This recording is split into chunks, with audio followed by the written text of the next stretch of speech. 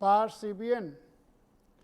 Continuamos con otro enigma de tono cuaresmal y diríamos que tono de Viernes Santo. La pregunta que hoy nos hacemos es, ¿por qué mataron a Jesús? Todos sabemos que Jesús murió crucificado, pero muy poco se habla del motivo determinante de su muerte. Durante su vida pública, Jesús tuvo muchos enfrentamientos con las autoridades de su tiempo y también por muchas razones. Primero, no respetaba el sábado. Segundo, no observaba las normas de pureza. Tercero, modificaba la ley de Moisés. Además, se rodeaba de gente excomulgada, comía con personas de mala fama e incluso tocaba a los leprosos y a los muertos, cosa insólita en aquel tiempo. Varias veces las autoridades estuvieron a punto de apresarlo y de darle muerte, pero no pudieron hacerlo por temor a la reacción de la gente. Sin embargo, llegó un momento en que Jesús colmó la paciencia de los gobernantes.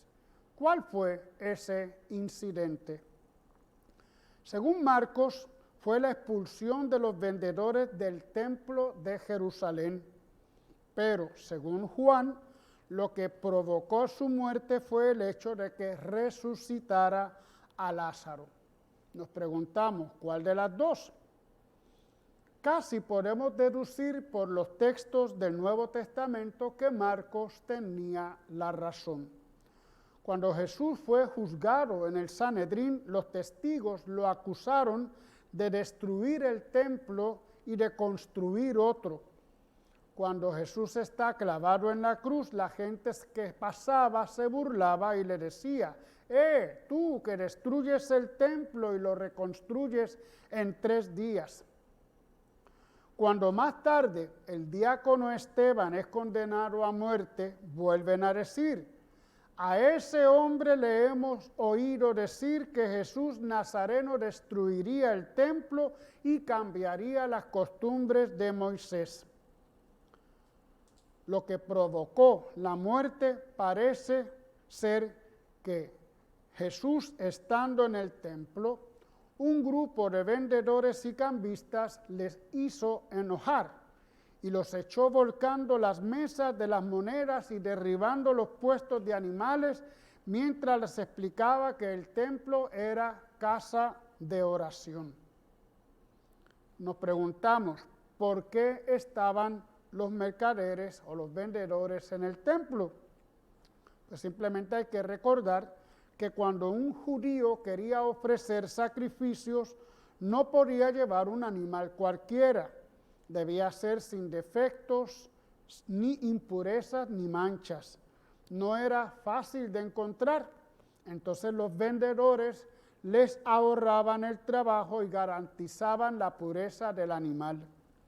Por otra parte, los judíos mayores de 20 años debían pagar un impuesto anual al culto, al templo, pero no podían pagar con moneda romana, que era la única que circulaba en Palestina, porque tenía la imagen del emperador, ni con otras monedas extranjeras. Solo se admitían unas monedas especiales que eran acuñadas en la ciudad fenicia de Tiro.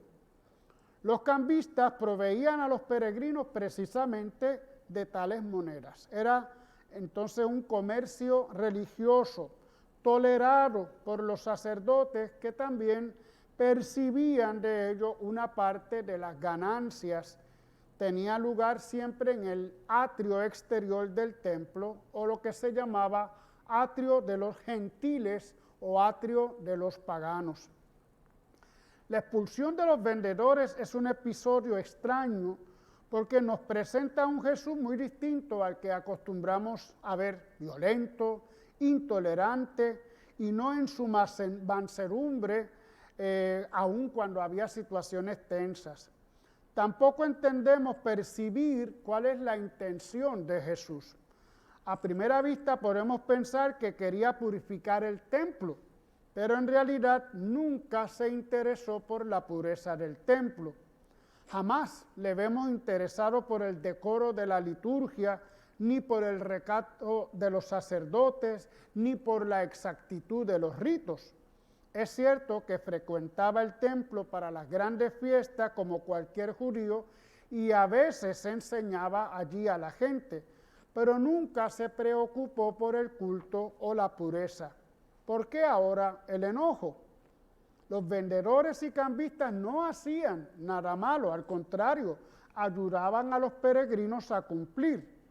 Tampoco estaban ubicados en el templo, sino en el atrio exterior, que no era considerado lugar sagrado. Entonces, ¿por qué se molestó Jesús? Vamos a hacer varios intentos para entenderlo. Hasta las primeras comunidades cristianas resultaba difícil escuchar el Evangelio. Recuerden que era transmitido oralmente. Sabían sobre el incidente, pero desconocían la causa del mismo. Cuando años más tarde los evangelistas compusieron sus obras, al no tenerlo claro, cada uno trató de entenderlo como pudo, adaptándolo a su propia teología. Marcos, que es el primero que escribe, nos dice que unos días antes de su muerte se presentó Jesús en Jerusalén, acompañado de una multitud que lo aclamaba como Mesías. No sucedió nada ese primer día, pero sí al día siguiente. Hay que decir que Marcos escribe para cristianos de origen pagano. En el templo habían dos áreas bien definidas.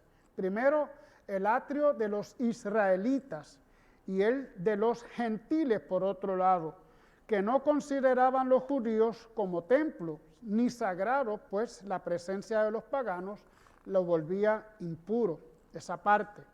Por eso permitían allí a los vendedores, a los cambistas y mercaderes para que hicieran sus negocios.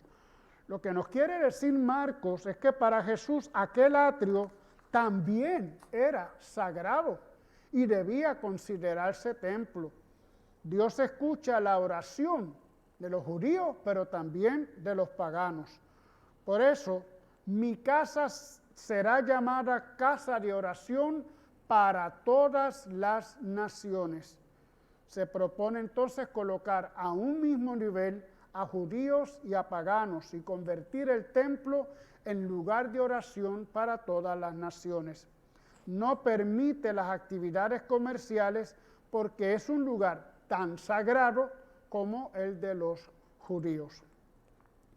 La versión de Mateo, quien escribe a judíos que esperan el nuevo Mesías, es diferente. Dice que Jesús expulsó a los vendedores el mismo día que entró triunfante a Jerusalén. La ciudad entera lo aclamaba rey y Mesías. ¿Qué viene a hacer el Mesías al templo? Bueno, pues según la creencia, el templo estaba impuro desde hacía muchos años. Y aquí viene la historia que alguna vez recordábamos.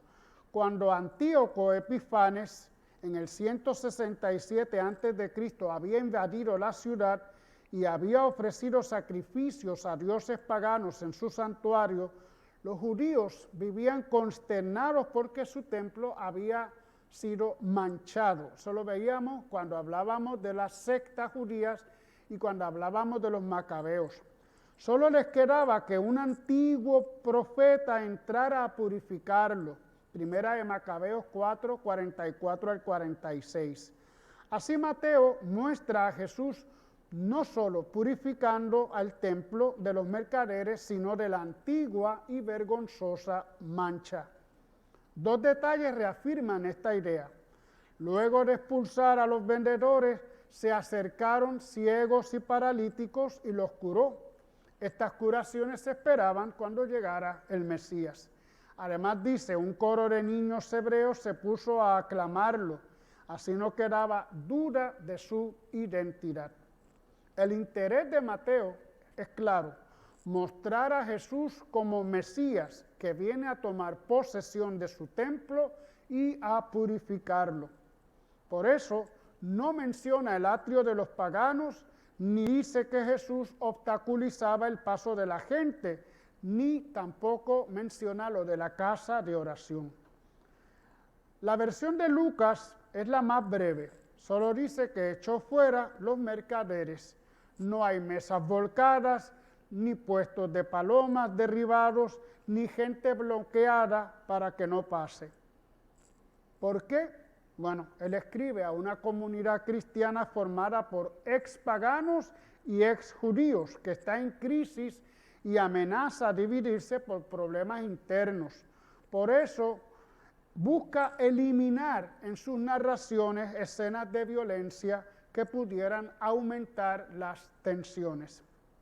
Para Lucas, Jesús solo purificó el templo para convertirlo en un lugar apto para sus enseñanzas, algo que no irritaba a sus lectores. Desde entonces aparecerá enseñando permanentemente en el templo, y por ese motivo decidieron matarlo. Aunque con matices distintos, los tres primeros evangelios coinciden en que la muerte de Jesús se debió a la expulsión de los vendedores del templo. Pero San Juan nos da una explicación diferente: haber resucitado a Lázaro. Juan 1, 45 al 54. Se trataría del último milagro que realiza en el cuarto evangelio y el más impresionante. Había curado enfermos, un niño con fiebre, a un paralítico que llevaba 38 años enfermo, a un ciego de nacimiento. Pero nunca había dado vida a un muerto y ahora lo presenta con el poder sorprendente de dar vida a alguien que había muerto. Él es la resurrección en persona que ha venido a visitarnos. Ese es el mensaje que nos quiere dar Juan. Y frente a eso, los sacerdotes y fariseos no pudieron tolerar más y deciden matarlo. Se torna peligroso y difícil de manejar, pero no se dan cuenta que matándolo inauguran los nuevos tiempos, la nueva era de la resurrección y la vida eterna. Le quitan la vida para que no dé más vida, y sin embargo, así es como logran que Él dé la vida. Juan cuenta el incidente del templo, pero al principio de su evangelio y con otra intención. Dice que al principio de su vida pública Jesús se dirigió al templo y al encontrarse con los mercaderes quiere eliminarlos y reemplazarlo por su persona, al templo. Por eso añade otros detalles. Echó también bueyes y ovejas, que eran los que se empleaban en los sacrificios del templo. Ya no harían más falta, porque su muerte era redentora. Él era el nuevo sacrificio, el nuevo cordero. Al preguntársele por qué lo hacía, respondía: destruyan este templo y lo levantaré en 3 días. No era solo el templo, no solo los sacrificios, sino que el mismo templo ya no tiene sentido con la llegada de Jesús. Todo debería ser eliminado. Él es el Cordero de Dios que quita el pecado del mundo.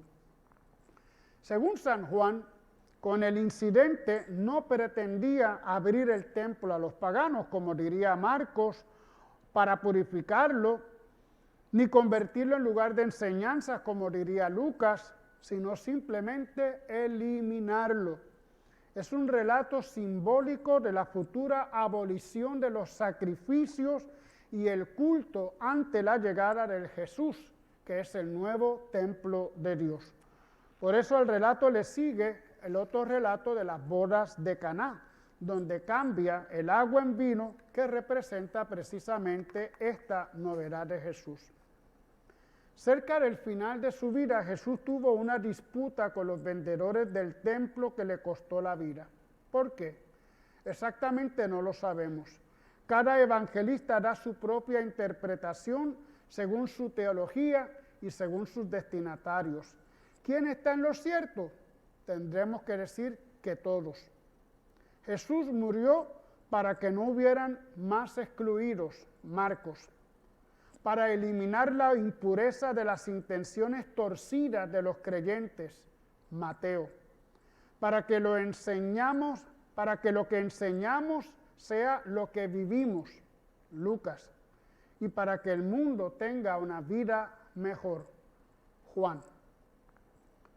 Su muerte fue un hecho tan lleno de significado, tan denso e inagotable en sus consecuencias, que aun con todas las explicaciones que los evangelistas nos den, no llegamos a desentrañarla del todo.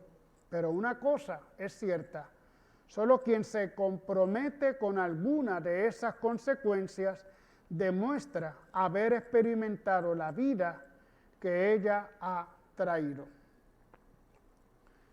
Interesante por demás los datos que tenemos de las motivaciones que hubo para matar a Jesús. Esperamos que este Viernes Santo tratemos nosotros de buscar en nuestro interior por qué cosas quizás que nosotros hayamos hecho, pensado o programado, Jesús quizás murió. También podemos tocarlo en el plano personal. Cada uno nos toca vivir una Semana Santa, un Viernes Santo y un Domingo de Resurrección de manera más personal, claro, sin obviar los compromisos sociales que conlleva precisamente toda esta celebración.